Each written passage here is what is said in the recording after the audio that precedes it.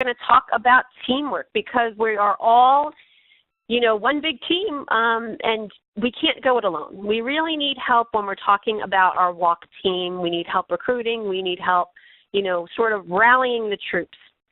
So we always say there's strength in numbers. And my best piece of advice is to enlist the help of one or more talented co-captains. So we have a couple of personality types that you might want to think about. And I know I have all of these people in my world. But the first is Chatty Cathy. So who is that person that you know in your life who you go to the supermarket together, and by the time that you've left, she's found out the dirt on everyone there. She knows that the cashier's son has been accepted to Yale. She knows that the dry cleaner's wife has hurt her back in a car accident. She's got all the scoop on everybody.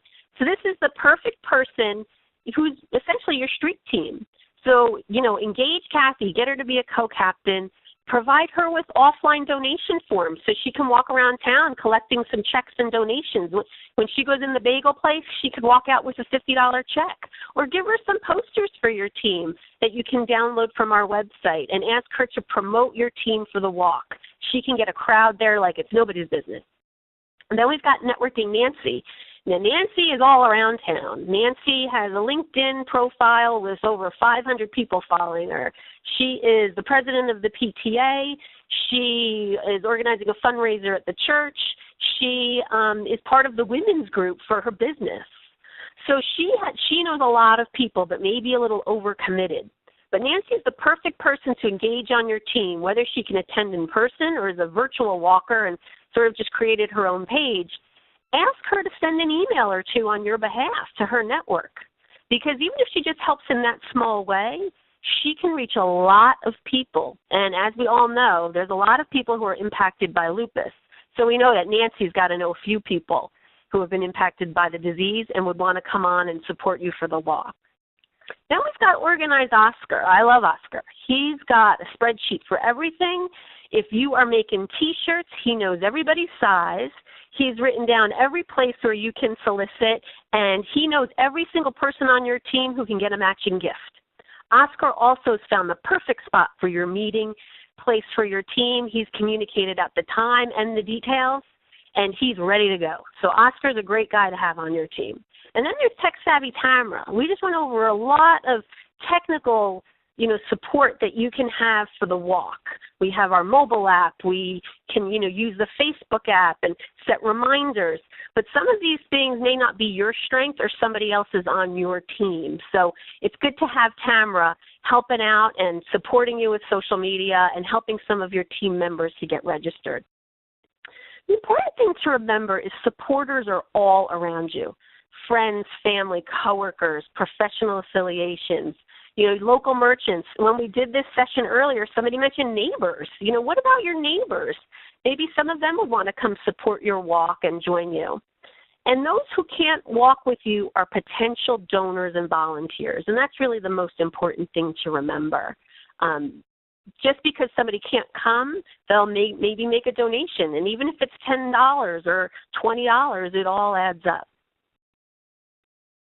So we're going to put your network to work, and while you're getting busy on your next task, I'm going to open up the line here, and I'm going to invite Freya Tarapour, who is a team captain of the Lupus team, to talk a little bit with us about what she does for her team. So your assignment now is to start listing your possible co-captains, list 5 people who would join your team, 10 possible donors, write down your affiliations. Are you in a book club? Are you on a recreational kickball team?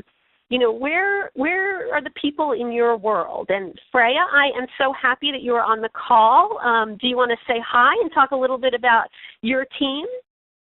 Hi, everyone. I'm Freya, and I am the team captain for Lupus, and this will be the 4th year that Lupus has taken on the walk to end lupus.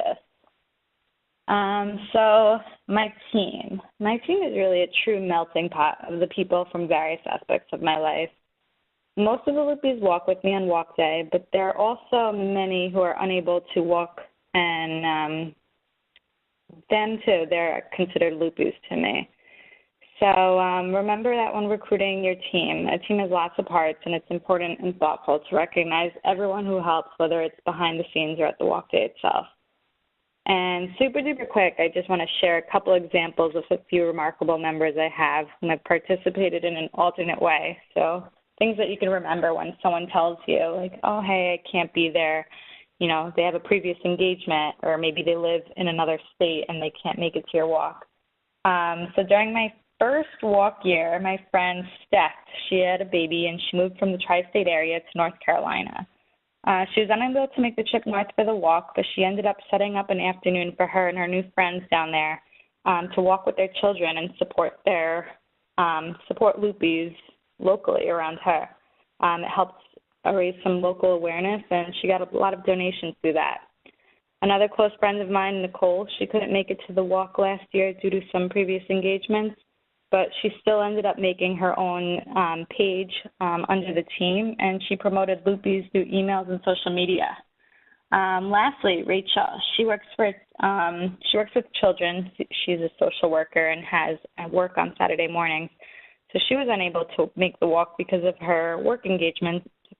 But what she ended up doing, which I thought was really neat, was she set up a field trip for the kids to walk as a team. They made cute little T-shirts and helped spread awareness to a whole new group of people. So that's Lupus. It has a bunch of people, some walkers and some, I call them alternative walkers. Well, I thank you, Freya. This is really amazing, and I'm going to ask you some more questions, but right now I'm going to try to join in. I think we have Jessica Maldonado and Stephanie Stewart. So, caution, ladies, I'm going to unmute you. So, Stephanie and Jessica, let me know if you are on the call. Oh, hi. This is Stephanie. Hi.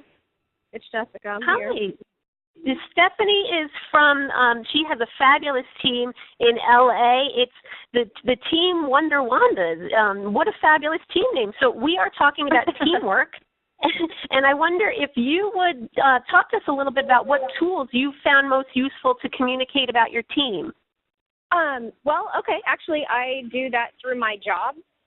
Actually, I'm not there anymore, but they're amazing, and they have let me do fundraisers there. Through tapping parties, because I worked at a brewery restaurant called Gordon Biersch, and we have a ton of regulars, and we have a ton of people who are there just constantly all the time. And whenever they're tapping a new beer, they say, hey, do you want, the funds from this, just donations from the food and from the drinks and stuff to go directly there. And it has worked like a charm, and it's literally about 2 hours, and it's done. And we usually get anywhere between $600 and I think $1,500 was how much I made last time, and it was in 2 hours. So wow, that is fabulous. We are going to tap you for some more information, no pun intended, in our next session with fundraising too. So Jessica Maldonado, you're on the phone, and you have Team Jaywalkers NYC. And when you're working with your team, what process do you go through to recruit some of your team members and your donors?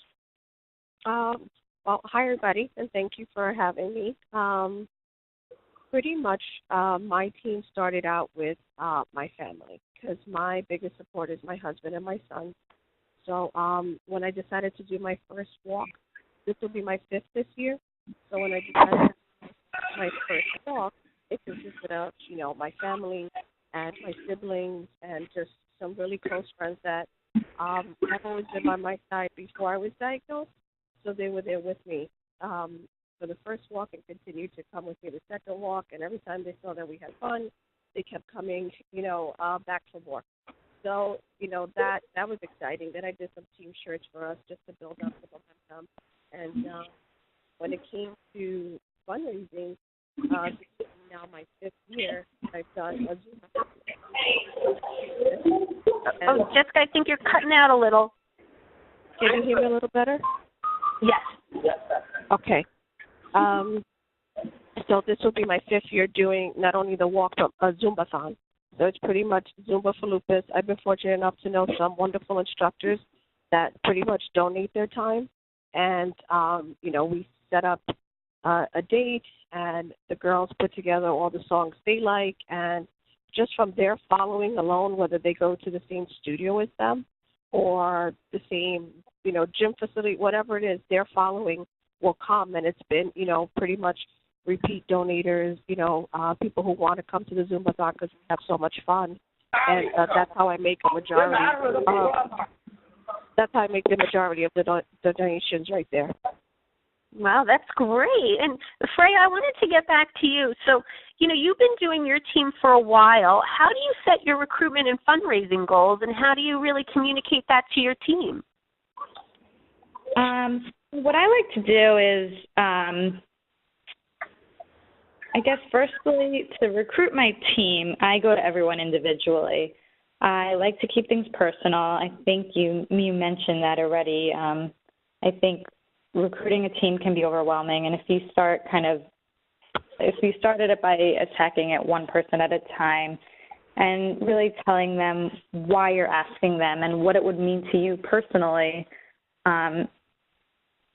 to help with the walk, I think attacking it that way is the easiest and most manageable way to do it. So, so really, what I do is I reach out to the people who are close to me and the people who know how my life is and has been affected by lupus.